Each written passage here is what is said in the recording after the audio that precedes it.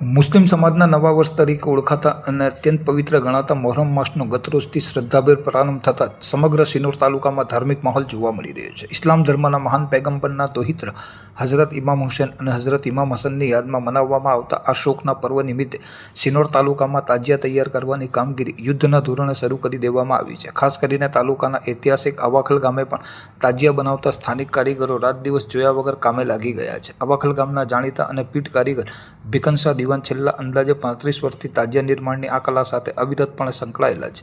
આ અંગે ગૌરવ સાથે વિગતો આપતા ભીખનશાહ દીવાને જણાવ્યું હતું કે આ કોઈ સામાન્ય વ્યવસાય નથી, પરંતુ તેમના બાપ દાદાના સમયથી પેઢી દર પેઢી ચાલતી આ પવિત્ર પરંપરા છે, જેને તેઓ આજે પણ એટલી જ અખંડ શ્રદ્ધા, આસ્થા અને ધાર્મિક લાગણી સાથે નિભાવી રહ્યા છે. મોહરમ પર્વની સૌથી સરાહનીય અને પ્રેરણાદાયી બાબત એ છે કે અવાખલ ગામે વર્ષો જૂની કોમી એકતાની પરંપરા આજે પણ અકબંધ જોવા મળી રહી છે, જ્યાં મુસ્લિમ બિરાદરોની સાથે સાથે સ્થાનિક હિન્દુ ભાઈઓ પણ એટલા જ પવિત્ર અને ધાર્મિક ઉત્સાહના માહોલ વચ્ચે તાજિયાને આખરી ઓપ આપવામાં ખભે ખભા મિલાવીને પ્રશંસનીય મદદ કરી રહ્યા છે. હિન્દુ મુસ્લિમ ભાઈચારા, ગંગા જમુના સંસ્કૃતિના દર્શન કરાવતા આ દ્રશ્ય વચ્ચે સમગ્ર અવાખલ પંથકમાં શાંતિ, ભક્તિ અને ભાઈચારાના માહોલ વચ્ચે તાજિયા નિર્માણનું કામ આકર્ષણનું કેન્દ્ર બન્યું છે. મારું નામ દીવાન ભીખનશાહ છે. મેં છેલ્લા 35 વર્ષથી તાજિયા બનાવું છું.